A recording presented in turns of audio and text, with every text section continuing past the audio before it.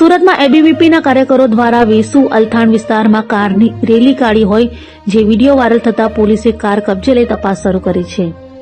સુરત શહેરના વેસુ અલથાણ વિસ્તારમાં અખિલ ભારતીય વિદ્યાર્થી પરિષદ એટલે કે એબીવીપીના કાર્યકરો દ્વારા કાયદો અને વ્યવસ્થાને નેવે મૂકીને કાર રેલી કાઢવામાં આવી હોવાની ઘટના સામે આવી છે।